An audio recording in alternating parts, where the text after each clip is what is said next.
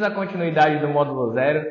Nessa aula a gente vai falar especificamente do princípio da realidade no direito do trabalho. Esse princípio, a gente não vai ser prolixo em relação a ele, embora seja um dos princípios mais utilizados de forma cotidiana na Justiça do Trabalho. Esse princípio, ele é acessado a todo momento dentro da Justiça do Trabalho. É um dos princípios mais fortes e mais temidos dentro da Justiça. Por quê? O princípio da realidade, ele visa proteger o que de fato está ocorrendo. No direito civil, não pense que isso é diferente em outras áreas, não. No direito civil, quando a gente está falando de contrato, a gente quer saber a boa-fé, a gente quer saber qual era a intenção do contrato. A gente não se limita à formalidade. Então, a regra geral do direito, ela também prestigia esse princípio. Ela também analisa ele para falar o que vocês queriam com esse contrato. Não vamos se limitar a ele, vamos analisar a verdade real. Né? Essa é a busca. Qual é a verdade real? Não é aquilo que se foi tentado ser maquiado, não é aquilo que vocês tentaram maquiar com esse contrato. Eu quero saber qual era a intenção de vocês quando vocês construíram esse contrato. E a gente vai fazer a leitura a partir direcionando essa intenção. Mas por que no direito do trabalho ele é altamente acessado e altamente importante? O princípio da realidade no direito do trabalho, vocês vão ver que a gente vai utilizar ele na prática, né? A gente vai acessar ele muitas vezes, em muitos momentos. É um dos princípios mais operacionalizados, simplesmente porque o empregador, na regra geral, às vezes tem medo do que ele pensa que é as normas do trabalho. Então, às vezes, ele está propondo pagar para um funcionário um determinado valor que ele nem sabe que o mínimo está bem abaixo daquilo. O que ele poderia pagar seria bem menor que aquilo, para poder contratar para aquela função. Só que ele imagina que seja muito caro, eles já criaram esse terrorismo em relação ao direito do trabalho, e por muitas vezes as pessoas não têm o domínio sobre essa quantificação, mas ainda assim elas saem dialogando por aí, dizendo que é muito caro desempregado, e aí fazem cálculos absurdos sobre aquilo, e às vezes, por muitas vezes, a pessoa com determinado receio acaba fazendo propostas irregulares. E essas propostas irregulares visam maquiar o que na verdade é um emprego. Se aquilo é um emprego, se aquilo tem uma característica de emprego, a gente deve observar as normas do direito do trabalho. É simples. É quando tu é um consumidor, exemplo, eu sempre faço essa metáfora, essa comparação. Quando tu é um consumidor e a pessoa te fornece um produto, tu está dentro da relação consumerista. Não tem o que discutir. Não adianta eu assinar um contrato e falar, eu não sou comprador. Quando, na verdade, eu sou um comprador. Estou comprando aquela TV lá. Aí eu falo, assina aqui que tu não é comprador. Não sou comprador de televisão, não sou consumidor. Tu é consumidor. A gente está vendo que tu é consumidor. Então, quando a gente analisa um contrato de emprego, a gente não vai ver o que o cara assinou. Eu assinei que era prestação de serviço. Eu assinei e eu disse que eu sou uma empresa.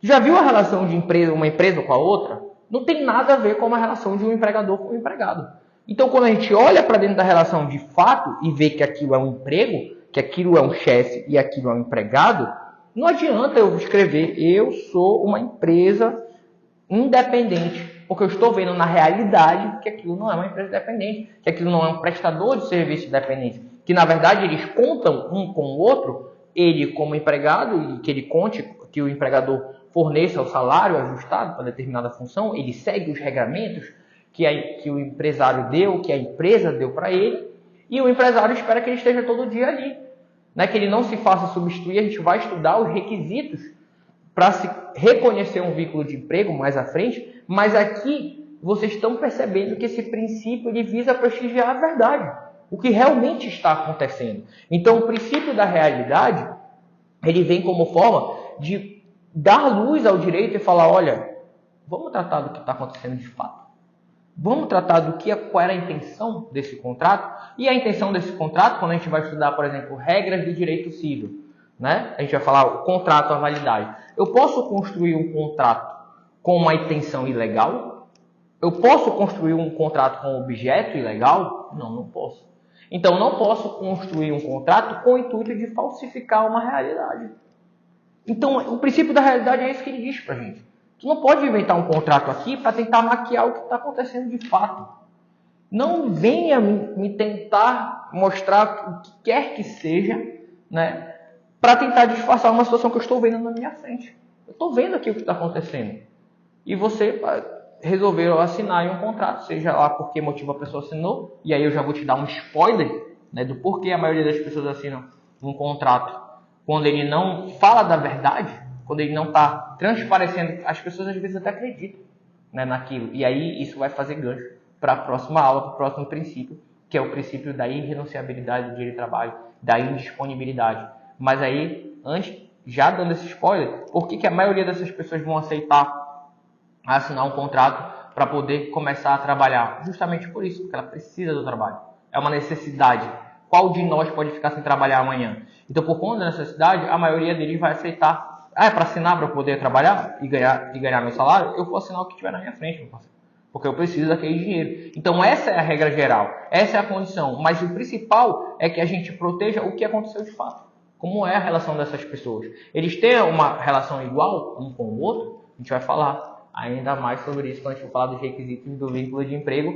Mas, em princípio, o que eu precisava que vocês analisassem é exatamente isso. Porque lembra que eu falei para vocês que muitos advogados me procuram para dar orientação? Às vezes é essa a resposta. Ele me traz um contrato, olha, aconteceu isso, eu tenho prova, eu tenho testemunha, eu tenho conversa, eu tenho tudo, mas a empresa me trouxe um contrato que diz o contrário. Qual é a resposta, Lídio? A resposta é princípio da realidade.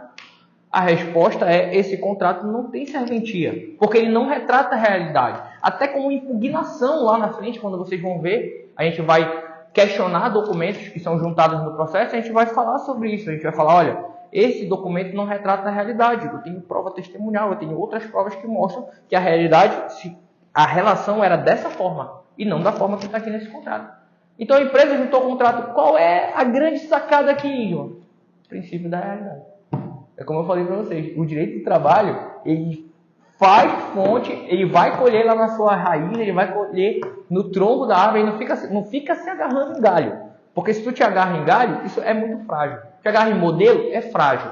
Agora, se tu entende o cerne da questão, tu consegue direcionar até para atos novos. Tá bom? Porque é muito criativo, gente. Vocês não têm noção. Vocês vão ver mais à frente, quando vocês forem se debruçarem por contatos.